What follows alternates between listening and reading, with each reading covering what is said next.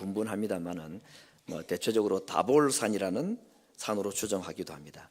이 산의 위치가 어디냐 하는 것보다 중요한 것은 오늘 이 변화산이라는 아주 신비한 사건, 이것이 주는 의미가 무엇인가 하는 것을 오늘 좀 말씀을 드리고자 합니다. 예수님께서 화려한 모습으로 변형이 되셨다 하는 것입니다. 오늘 이 변화산 사건은 이 앞에 나오는 본문에 예수님의 그 제자들 가운데서 베드로가 예수님에 대한 신앙을 고백한 이야기가 있습니다. 유명한 신앙 고백이죠. 세상 사람들이 나를 누구로 하더냐, 이렇게 예수님께서 제자들에게 물었습니다. 예수님께서 이 땅에 오셔서 이제 소위 공생애라는 것을 시작하실 때에 복음서의 전반부를 보면 기적들이 굉장히 많이 기록이 되어 있습니다. 예수님의 말씀, 기적들이 아주 좀 과하다 싶을 정도로 많이 기록이 되어 있는데, 그것은 예수님이 누구신가 하는 것을 지금 제자들과 또는 이스라엘 백성들에게 알려주시고 가르쳐 주시기 위한 목적일 것입니다. 그리고 이제 예수님께서 어느 시간이 지나고 난 뒤에 세상 사람들이, 또 유대인들이 또는 제자들이 예수님을 어떻게 이해를 하고 있는가 확인을 하고 싶어서 질문을 합니다. 사람들이 나를 누구라 하더냐라고 질문을 하니까 제자들이 예수님께 보고를 합니다. 어떤 사람은 죽은 세례 요한이 다시 살아났다고 하는 사람도 있습니다. 또 어떤 사람들은 엘리야가 다시 왔다고 얘기하는 사람도 있습니다. 나중에도 보겠습니다만 오늘 본문에 이제 엘리야라는 인물이 좀 계속 반복이 되어서 나타나는데, 사람들이 예수님을 보고 엘리야라고 말하는 것은 죽은 엘리야가 살아났다는 의미가 아니라 구약 성경에 예수님 메시아가 이 땅에 오시기 전에 엘리야의 마음을 가진 사람이 먼저 나타나서 그 메시아의 길을 미리 준비할 것이라고 할 때 그 엘리야 선지자를 얘기한 적이 있는데, 아마 이 분이 그 뒤에 오는 메시아의 길을 예비하러 온 엘리야일 것이다, 이렇게 생각한 사람도 있었다, 그런 말이죠. 또 어떤 사람들은 그냥 참 좋은 선생님 또는 선지자 중에 한 명이겠지, 모세로부터 해서 많은 선지자들이 우리 조상시대에 왔다 갔는데 이분도 그 중에 한 분이겠지, 이렇게들 이야기를 합니다. 다 이제 옳지가 않습니다. 비슷한 근접한 답변이긴 했지만, 그래서 예수님께서 이번에는 제자들에게 묻습니다. 그러면 너희는 나를 누구라고 하느냐? 그럴 때에 다른 제자들이 몰라서 말을 안 했는지는 모르지만 유독 베드로가 나서서 고백합니다. 주는 하나님의 그리스도이십니다. 마태복음 버전으로 하면은 주는 그리스도시요 살아계신 하나님의 아들이십니다 라고 고백을 했습니다. 그때 예수님께서 굉장히 기뻐하셨고, 이 고백 이후에 예수님께서 처음으로 자신의 십자가에서의 죽으심에 대한 예언을 하신 일이 있었습니다. 바로 오늘 변화산 사건 바로 앞에, 어쩌면 오늘 본문의 표현을 하면 6일 전에 그 신앙 고백, 베드로의 신앙의 고백의 이야기가 기록이 되어 있습니다. 주는 그리스도시다, 메시아라 하는 말이죠. 우리에게는 그리스도라는 말이 많이 익숙하지만 유대인들에게는 이 메시아라는 단어가 훨씬 더 익숙합니다. 메시아라는 말은 자기들 언어입니다. 히브리어. 뜻은 이제 기름 부음을 받았다 하는 의미를 가지고 있는, 하나님께서 이스라엘 백성들에게 영광의 때를 허락하시기 위해서 보내주신 하나님의 사람 메시아, 그 메시아에 대한 기대감을 이스라엘 백성들이 다 가지고 세례 요한이 나타났을 때도 이 사람이 메시아인가, 또 예수님이 나타났을 때도 이분이 메시아인가, 이런 참 그 행복한 고민을 하고 있을 때였습니다. 왜냐하면 마침내 하나님께서 약속하신 그 메시아가 오셨거나 곧 오실 것 같은 굉장히 기분 좋은 분위기가 세례 요한과 예수님이 나타나셨을 때에 일어났기 때문이었습니다. 오늘 우리가 읽었던 이 변화산 사건, 화려하게 변형이 되셨다 해서 변화산이라고 하는데, 이 변화산 사건은 바로 이 앞에 어쩌면 6일 전일 수 있는 이 베드로의 신앙 고백과 깊은 연관이 있다고 볼 수가 있습니다.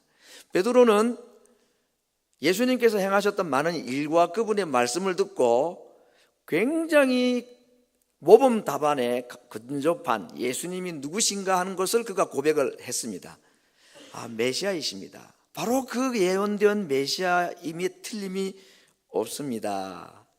그렇게 고백을 했는데 오늘 하나님께서 마치 이 베드로의 신앙 고백을 눈으로 보고 귀로 들을 수 있는 입체적인 현장으로 이 제자를 초대해서 지금 보여주신 사건이라고 말할 수 있는 것입니다. 정말 화려하게 변형이 되시고 하늘에서는 하나님께서 음성으로 확정을 해주십니다. 맞아, 이가 나의 사랑하는 아들이다 라고 확정을 해주십니다. 특별히 예수님의 오늘 이 변화산에서의 모습은 몇 가지로 우리가 좀 나누어서 단계를 볼 텐데, 첫 번째는 그분이 화려한 변형이 있었다. 모양이, 모습이.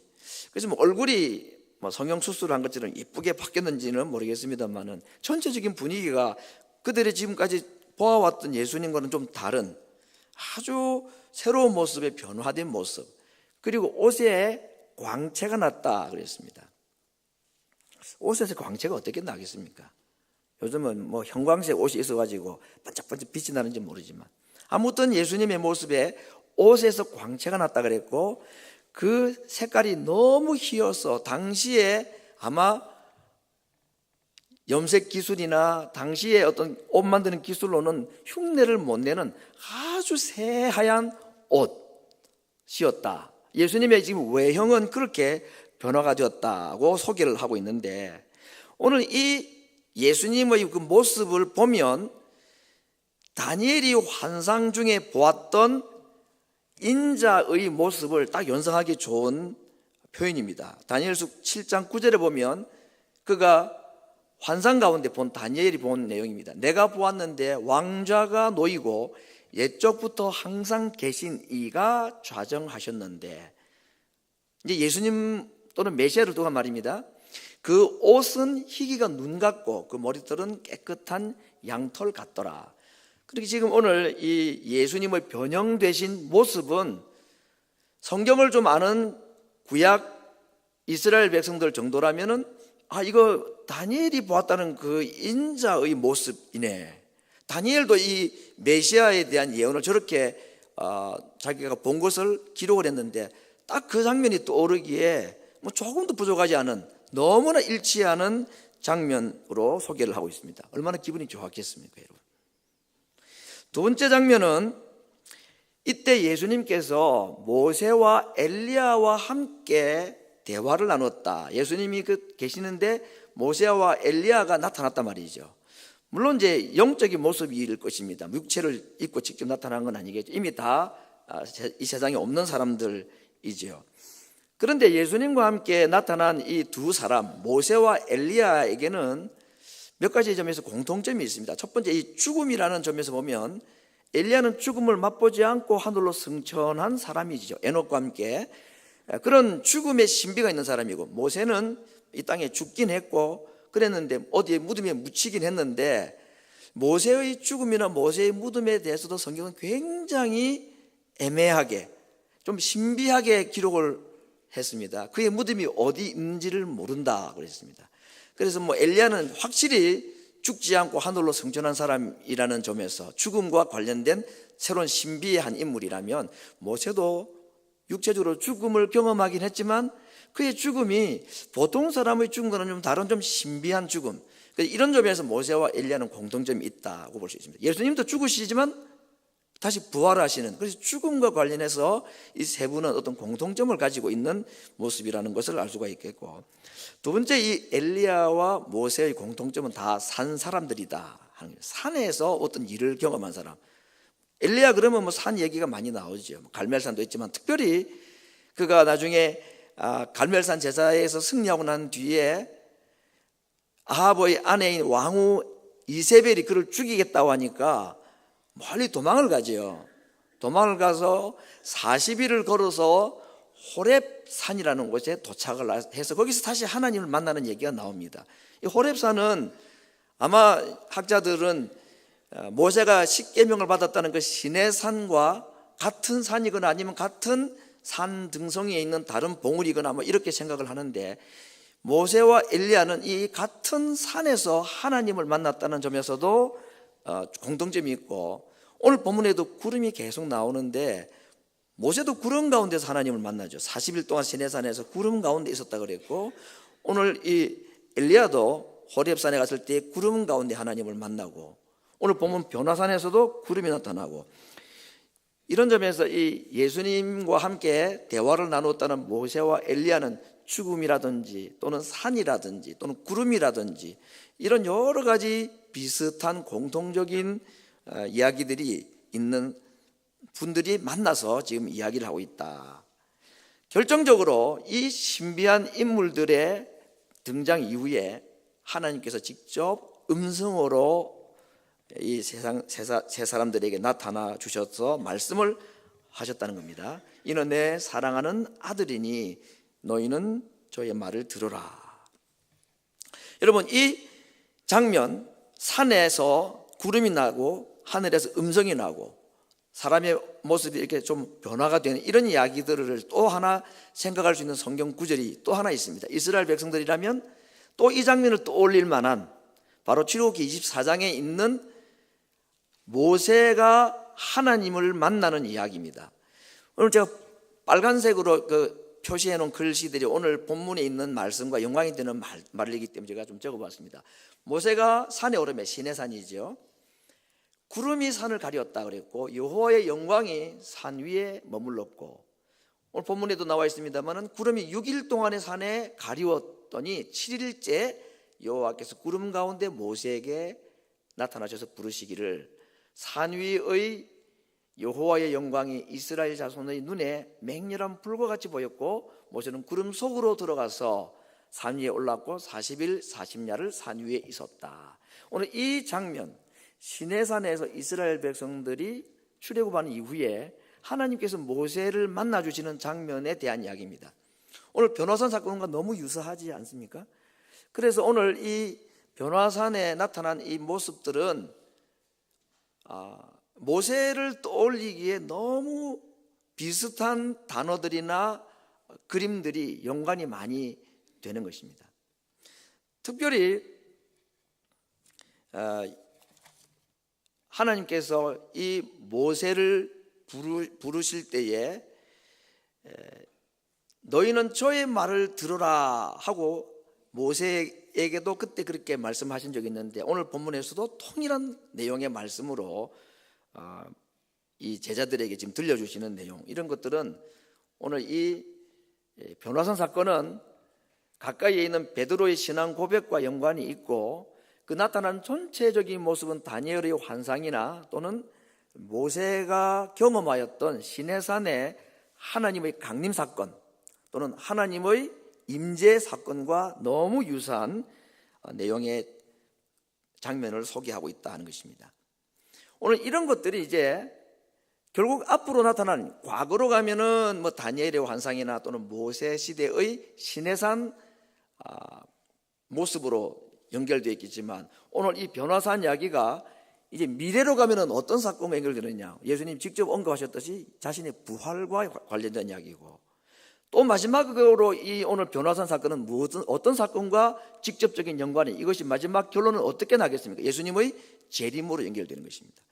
그래서 오늘 변화산 사건은 과거로 가면 다니엘의 환상이나 또는 모세 시대의 시내산의 그 광경, 미래로 가면 예수님의 죽음 이후의 부활과, 더 미래로 가게 되면 예수님의 재림 사건과 하나의 맥을 쫙 같이 하는 중요한 의미 있는 사건입니다. 그냥 무슨 신비한 말도 안 되는 이상한 무슨 환상 속에 있는 그림들이 아니라 과거와 미래를 다 아우르는 아주 중요한 의미의 사건이라는 것입니다. 확실히 오늘 이 변화산 사건은 이전에 이스라엘 백성들 또는 제자들이 경험했던 수많은 예수님의 기적들, 뭐 보리떡 5개 물고기도 머리를 5천 먹인 것, 바다를 잔잔케 하신 것, 바다 위로 걸으신 것, 중풍병자, 문둥병자, 사람들을 살리는 것, 죽은 자를 살리는 수많은 이적과 기적들보다도 강력한 메시지인 것입니다. 어떤 메시지?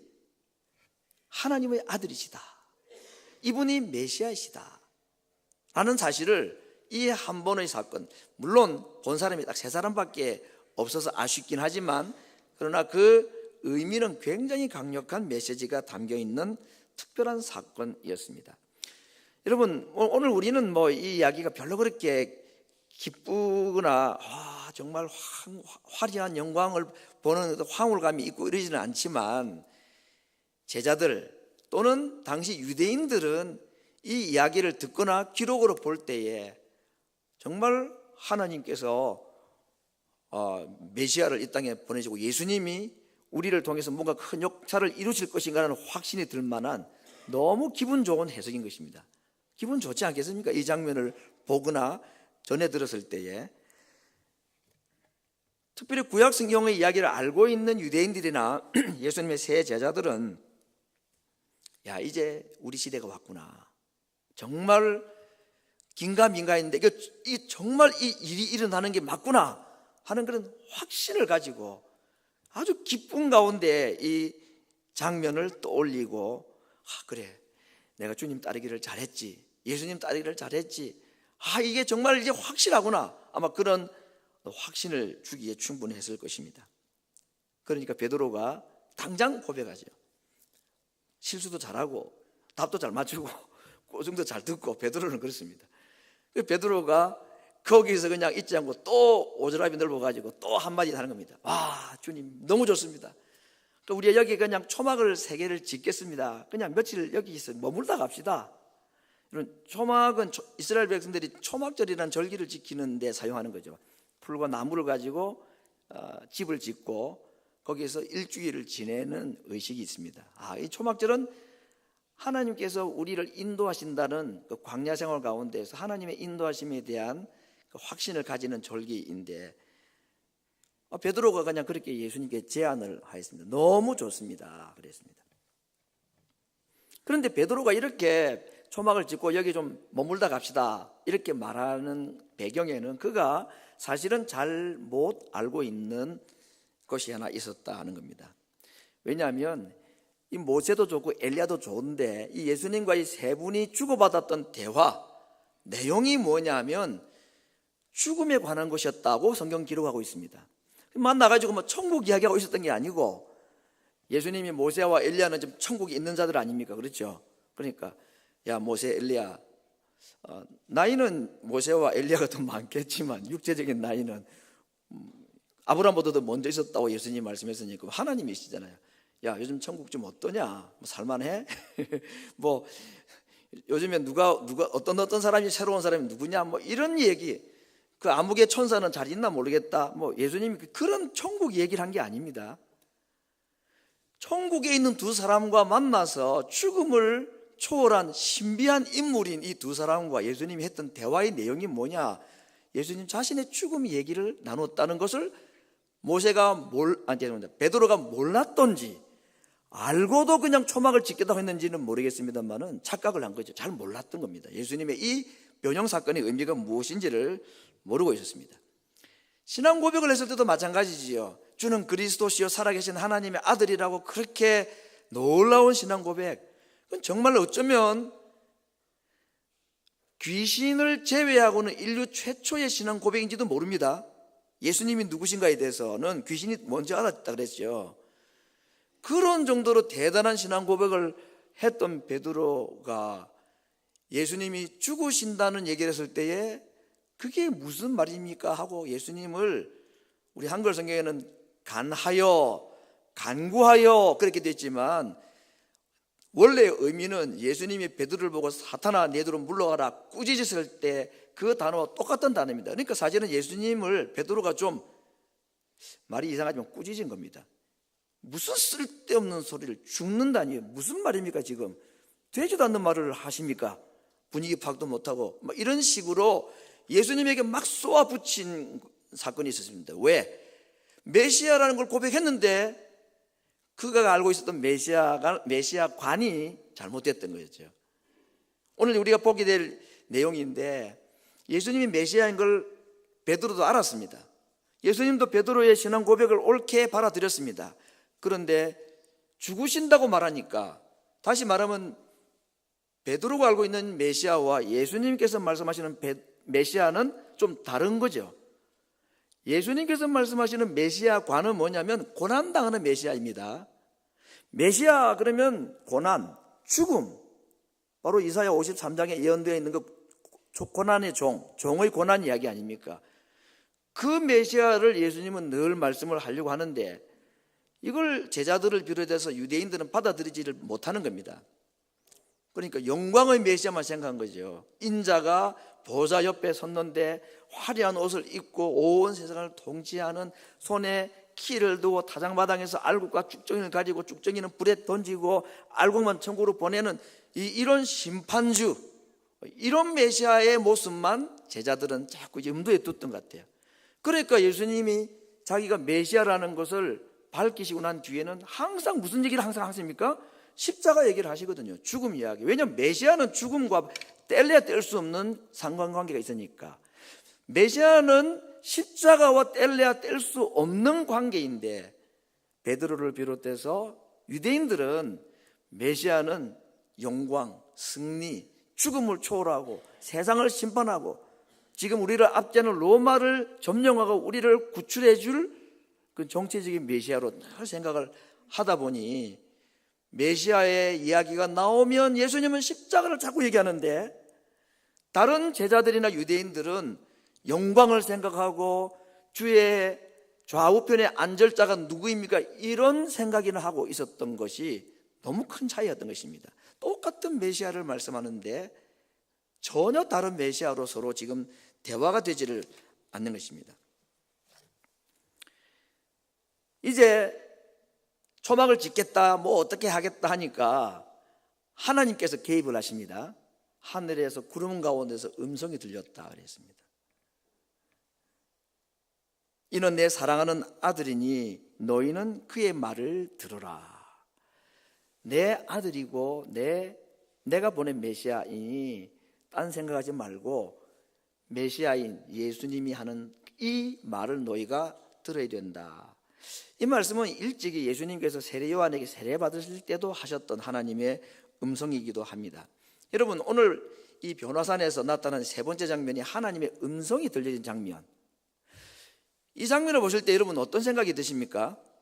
이 하나님의 음성은 어떤 의미가 있을까? 첫 번째는 십자가를 향하여 가시는 예수님에게 큰 위로가 되었겠죠. 그건 우리가 쉽게 생각할 수 있는 베네핏이 있는 겁니다. 두 번째는 오늘 이 하나님의 음성이 그 제자들에게는 어떤 메시지를 주기 위함일까?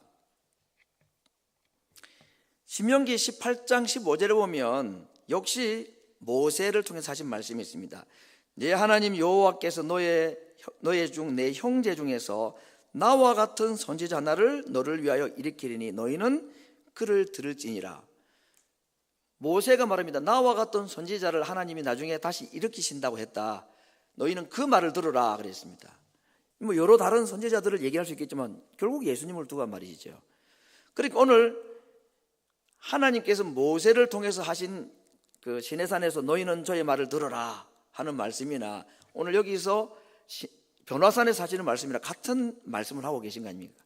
하나님께서 지금 이스라엘 백성들에게 또는 제자들에게 저분의 말을 들어야 된다, 예수님의 말을 들어라 하고, 이분이 바로 하나님이 약속하신 그 메시아이니 그 말에 순종하라 하는 의미가 있을 것입니다.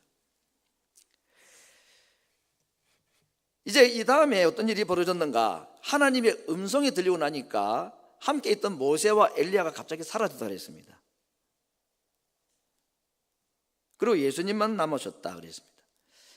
이 모세와 엘리야가 사라진 것은 또 어떤 의미가 있을까요?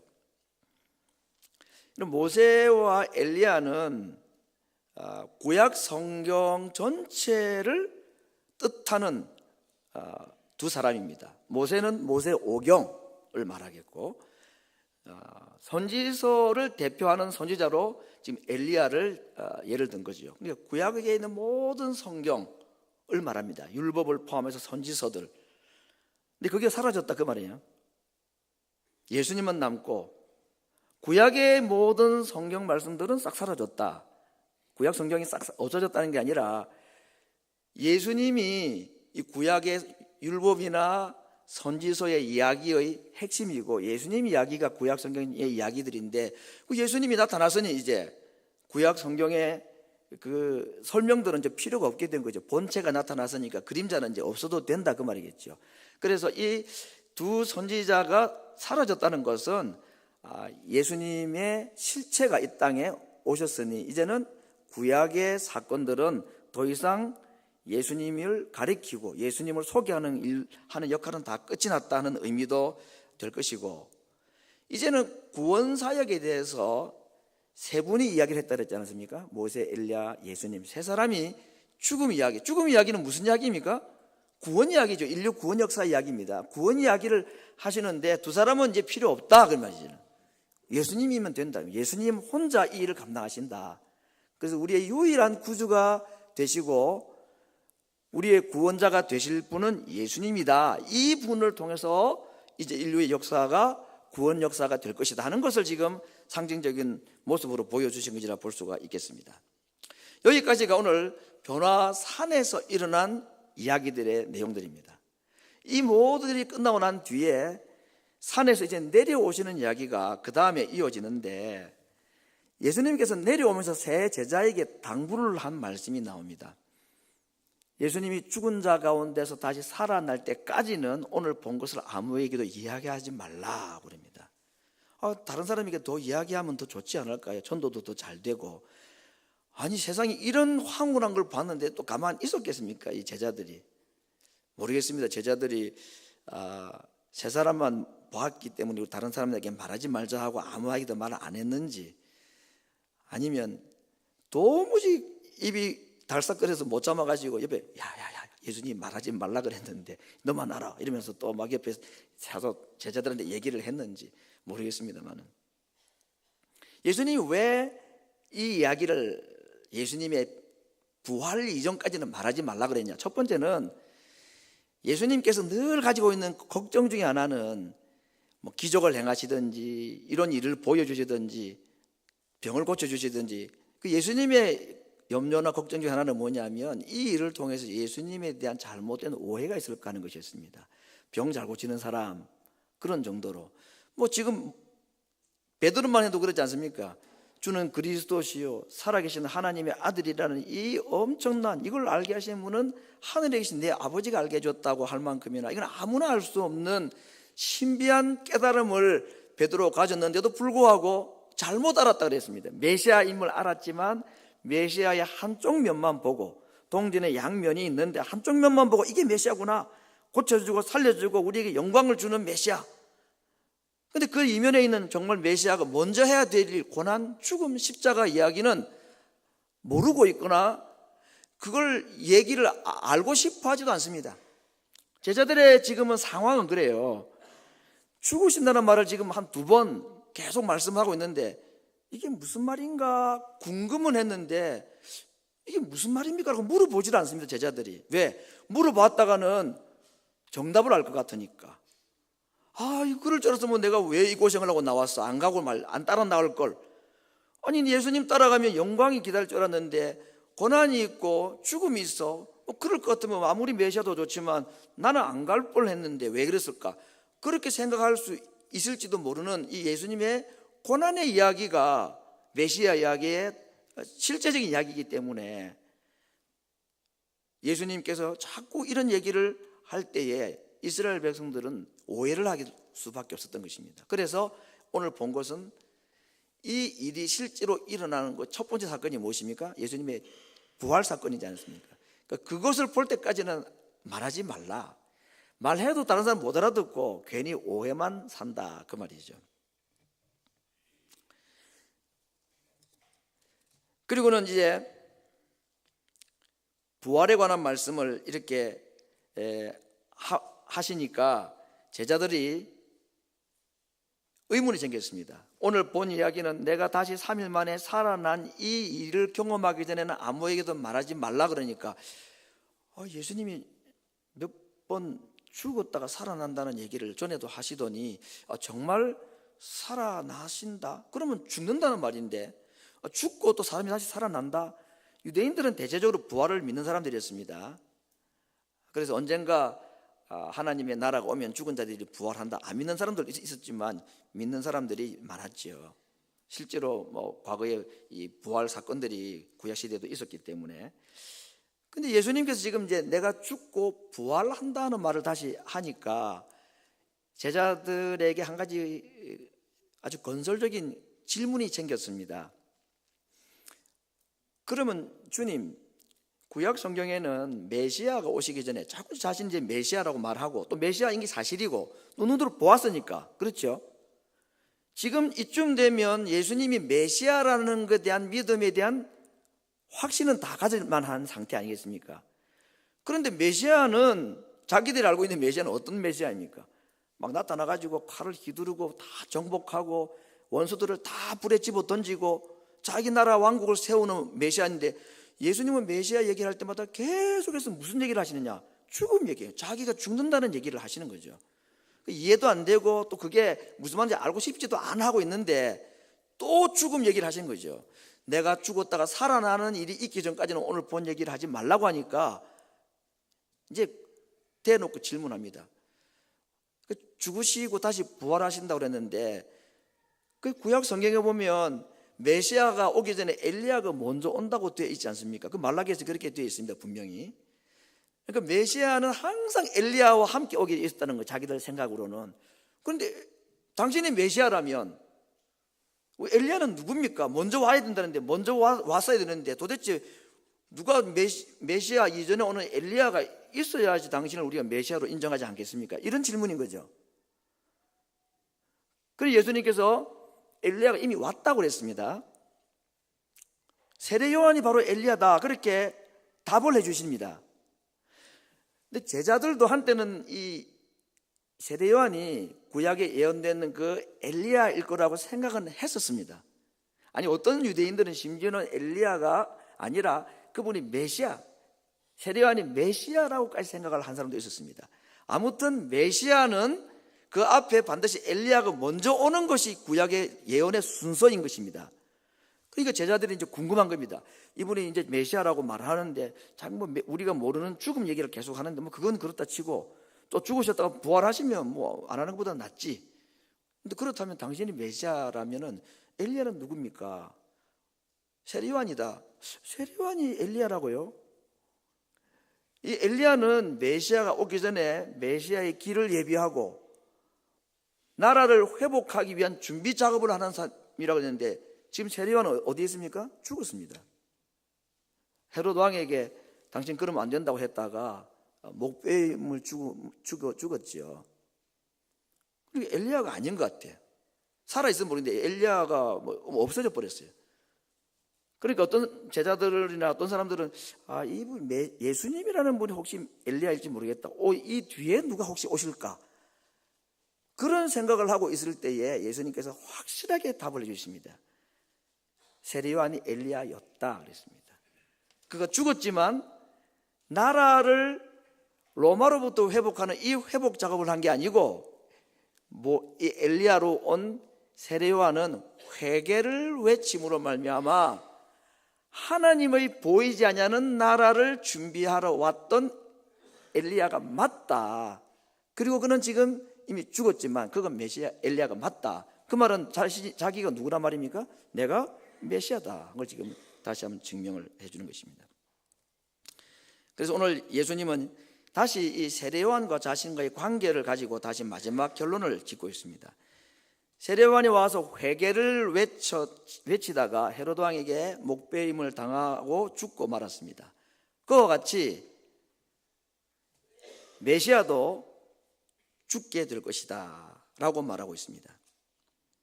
구약 성경에 나타나는 이 메시아의 두 모습, 하나는 승리와 영광의 메시아, 또 하나는 고난당하고 죽임당하시는 메시아, 이 두 모습을 예수님은 다 제자들에게 알려주시고 영광의 왕으로만 생각하는 이 잘못된 메시아관을 가지고 있는 제자들의 생각을 계속해서 교정시켜 주기를 원하십니다.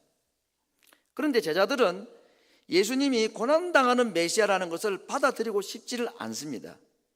예수님이 고난당하는 것을 싫어해서가 아니고, 그렇다면 우리도 예수님과 함께 고난을 당해야 되는 거 아닌가, 그게 싫어가지고 예수님이 고난당하는 메시아상을 자꾸 이게 어느 날 갑자기 지어낸 얘기가 아닙니다. 구약 성경에는 승리의 메시아만 자꾸 얘기하다가 갑자기 예수님께서 고난당하는 메시아 얘기를 꺼낸 게 아니고, 구약 성경에는 이미 고난당하는 메시아 이야기가 많이 기록이 되어 있었던 것입니다. 그걸 자꾸 설명해 주는 거죠. 그 제자들이 이제 다 이해가 되는데, 아, 메시아 고난도 당하는 거 맞구나.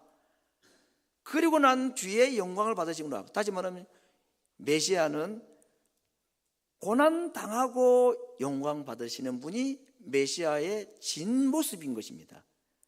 그런데 제자들이 기대하는 메시아는 고난은 없고 영광만 받는 메시아를 자꾸 원했던 거였습니다.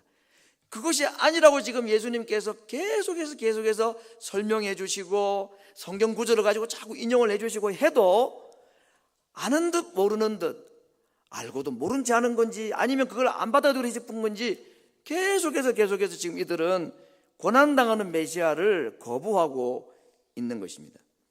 그래서 예수님께서 오늘 내가 바로 그 고난당하는 메시아이고 이후에 영광이 될 것이다. 오늘 본 이 화려한 영광은 내가 고난당하고 난 후에 누리게 될 영광이다. 그렇게 지금 말씀을 해주고 있습니다. 사랑하는 성도 여러분, 우리에게 이 변화산에 보여주셨던 부활의 영광 또는 재림의 영광이 분명히 있습니다. 그러나 그 이전에 고난이 먼저 있습니다.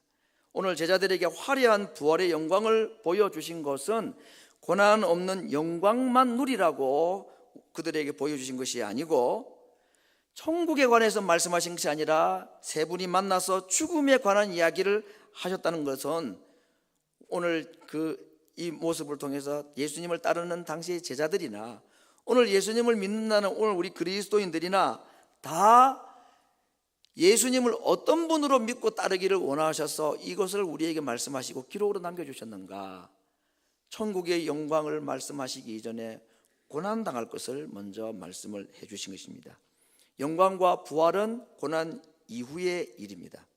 그러나 고난 이후에 부활이 있을지 없을지, 주님을 따르는 제자의 삶을 이 땅에 살아가는 이 고난의 삶이 그 이후에 영광이 있는지 없는지 막연한 것이 아니라 너무나 확실한 사건이라는 것을, 천지가 변하여도 이 부활의 영광과 고난 이후에 누리는 하나님 백성들이 누리는 영광에 대해서는 변하지 않는 확실한 약속이라는 것을 말씀해 주고 있습니다.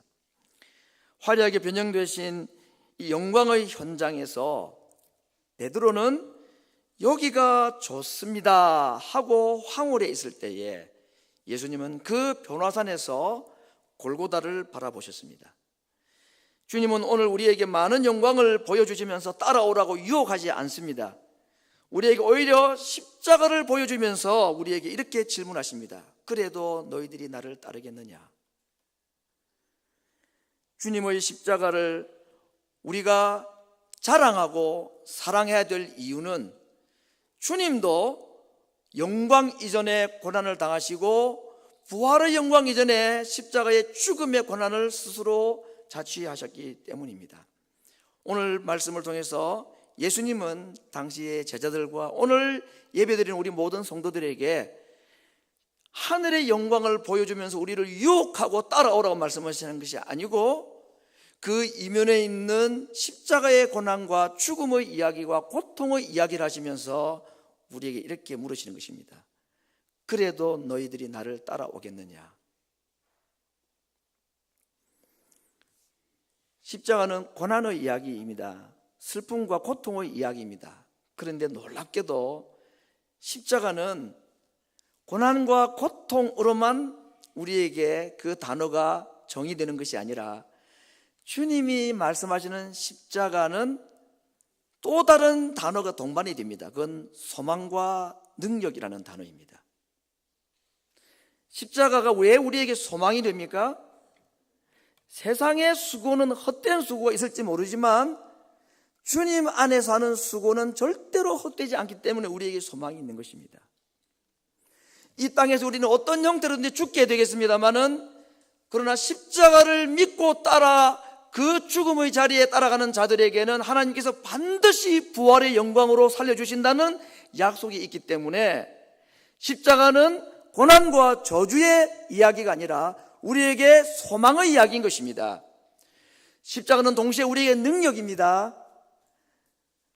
세상에 어떤 사람도 할 수 없는 그 일을 예수님을 믿는 자, 그분이 지신 십자가를 믿고 따라하는 자들에게는 능력이 된다고 그랬습니다. 모든 사람들이 다 실패한 그 일을 모든 사람을 구원하게 하는 능력이 이 십자가에 있다고 말씀을 하셨기 때문에 십자가는 지기 싫고 힘들고 귀찮고 우리를 우울하게 만드는 고난의 상징일 뿐만 아니라 십자가는 그 자체로 우리에게 영광과 소망과 능력을 약속을 하시는 것입니다. 성도 여러분, 십자가를 두려워할 필요도 없고 십자가를 피할 필요도 없습니다. 정말 우리가 십자가를 지겠다고 주님을 따르겠다고 작정하면 그때부터 하나님은 우리를 도와주시고, 그래서 이 십자가의 길을 가겠다고 하는 사람들, 주님을 위해서 이 고난의 길을 가겠다고 생각하는 자들에게는 하나님께서 영광을 보여주시고 능력을 행해주시고 우리에게 소망이 되게 해주신다고 약속하셨기 때문입니다. 이제 우리 내일부터 3주간 동안의 특별 새벽 기도를 합니다. 이미 사순절이 시작이 되었습니다만 우리 교회는 특별히 1년에 2번 3주간 기도하는 새벽 기도를 함께 깨우는 기도를 하는 것으로 고난주간을 보내고 또 사순절의 의미를 많이 되새기는 일을 계속 해왔습니다. 거리가 멀어서 또 여러 가지 환경 때문에 잘 교회까지 출석하지 못하는 분들도 많이 계시긴 하겠습니다만은 내일부터 있는 우리 이 3주간 기간 동안에 오늘 이 예수님께서 그 영광의 화려한 변화산에서 하늘을 바라보고 천국을 바라보신 게 아니라 자신이 마지막 달리셔야 십자가가 설 골고다를 잠시 바라보셨듯이 이번 3주간 기도를 통해서 모든 성도들이 주님이 지셨던 그 십자가를 바라보는 3주간의 기도의 시간이 되기를 원합니다. 고난으로 끝나지 않고 이것은 우리에게 영광을 보여주실 것이고 이것은 우리에게 능력이 되게 하시고 소망이 되게 하실 것이 이 십자가에 대한 약속이기 때문에 이번 한 주간 또 한 주간은 또 한 주간을 보내면서 우리는 점점 이번 한 3주간 동안에 우리의 마음을 세상의 영광이나 화려한 이 변화산의 영광을 바라보는 것이 아니라 주님이 바라보셨던 그 십자가와 주님이 바라보셨다는 그 골고다를 향하여서 우리의 마음을 그쪽으로 옮기고 그래서 그 십자가가 주는 고통이 아닌, 고난이 아닌 소망과 능력을 체험하는 이번 특별 새벽기도 기간 부활의 아침에 이 십자가로 말미암아 주어지는 영광과 소망과 능력을 체험하는 아름다운 십자가의 군병들로 설 수 있기를 주의 말씀으로 축원합니다. 우리 같이 한번 기도하겠습니다. 변화산에서 골고다를 바라보신 그 주님의 시선으로